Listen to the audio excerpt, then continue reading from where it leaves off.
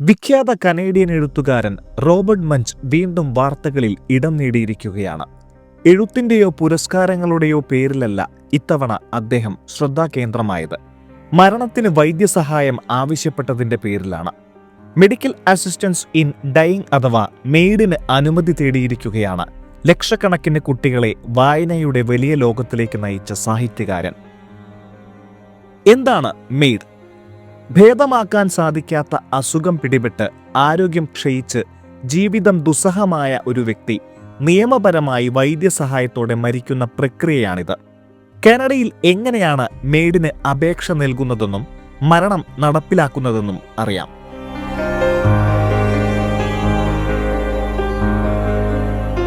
ആദ്യം പതിവായി ചികിത്സിക്കുന്ന ഡോക്ടറോടോ കുടുംബ ഡോക്ടറോടോ മരിക്കാനുള്ള ആഗ്രഹം അറിയിക്കണം. വൈദ്യസഹായത്തോടെ മരിക്കാൻ അപേക്ഷ പൂരിപ്പിക്കണം. ബന്ധുവോ കുടുംബാംഗമോ അല്ലാത്ത ഒരാളെ സാക്ഷി നിർത്തി വേണം അപേക്ഷയിൽ ഒപ്പുവെക്കാൻ. ഈ അപേക്ഷ ഡോക്ടർക്കോ നാട്ടിലെ ആരോഗ്യ വിഭാഗത്തിനോ സമർപ്പിക്കണം. ഒന്റാരിയോ, ബ്രിട്ടീഷ് കൊളംബിയ, ആൽബർട്ട എന്നീ പ്രവിശ്യകളിൽ അപേക്ഷ സ്വീകരിക്കാൻ മാത്രം ഒരു ഉദ്യോഗസ്ഥനുണ്ട്. 2 തവണകളിലായി 2 ഡോക്ടർമാർ രോഗിയുടെ അടുത്തെത്തും. ഇവർ അപേക്ഷകന്റെ അല്ലെങ്കിൽ അപേക്ഷകയുടെ ആരോഗ്യനില വിലയിരുത്തും. അപേക്ഷ അംഗീകരിച്ചാൽ മരിക്കാനുള്ള ദിവസം കുറിക്കും. സാധാരണഗതിയിൽ അപേക്ഷ നൽകി 1-2 ദിവസം കൊണ്ട് അംഗീകാരം ലഭിക്കും. എന്നാൽ സ്വാഭാവിക മരണത്തിന് സാധ്യതയുള്ള രോഗിയാണെങ്കിൽ 90 ദിവസം വരെ കാത്തിരിക്കും. ആരുടെയും സമ്മർദ്ദത്തിന് വഴങ്ങിയാവരുത് മരിക്കാനുള്ള തീരുമാനമെടുക്കേണ്ടത്. രോഗിക്ക് 18 വയസ്സിന് മുകളിൽ പ്രായം വേണം.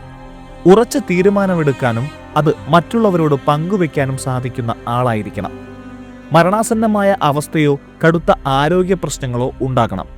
ഡോക്ടറുടെയോ നഴ്സിന്റെയോ നേതൃത്വത്തിലാണ് മരിക്കാൻ മരുന്ന് നൽകുക. കുത്തിവെപ്പാകില്ല. കഴിക്കാൻ പാകത്തിനുള്ള വേദനയോ മറ്റ് ബുദ്ധിമുട്ടുകളോ അനുഭവപ്പെടാത്ത തരത്തിലുള്ള മരുന്നാണ് നൽകുക. ഇതിന് തൊട്ടു മുൻപ് രോഗിയോട് തീരുമാനത്തിൽ ഉറച്ചു നിൽക്കുന്നുണ്ടോ എന്ന് ചോദിക്കും. ഉണ്ടെങ്കിൽ മാത്രം മരുന്ന് നൽകും. കാനഡയിൽ 2016 മെയ്ഡ് നിയമവിധേയമാക്കിയത്. 2023 വരെയുള്ള കണക്കനുസരിച്ച് 60,301 പേരാണ് സ്വന്തം ഇഷ്ടപ്രകാരം മരണം തിരഞ്ഞെടുത്തത്. ഇതിൽ കൂടുതലും 65 വയസ്സിന് മുകളിലുള്ളവരാണ്. 18-നും 45-നും ഇടയിൽ പ്രായമുള്ള ചുരുക്കം ചിലരും ഇതിലുണ്ട്. 2023 15,343 പേർ വൈദ്യസഹായത്തോടെ മരിച്ചു. റോബർട്ട് മഞ്ചിലേക്ക് തന്നെ തിരികെ വരാം. കഴിഞ്ഞ 4 വർഷമായി അദ്ദേഹത്തിന്റെ ആരോഗ്യാവസ്ഥ മോശമാണ്. 2021 ഡിമെൻഷ്യ സ്ഥിരീകരിച്ചു. അധികം വൈകാതെ പാർക്കിൻസൺ രോഗവും പിടിപെട്ടു. എഴുത്തും വായനയും അതോടെ അവസാനിച്ചു. ക്രിയാത്മകമായ ചിന്ത പോലും നിലച്ച മട്ടായി. കുട്ടികളോട് കഥ പറയാനും കഴിയാതായി.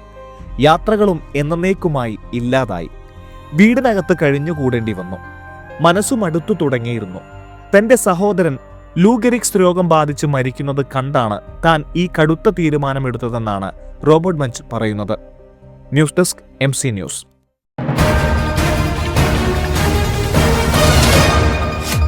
MC ന്യൂസ്, കനേഡിയൻ മലയാളികളുടെ വാർത്താജാലകം.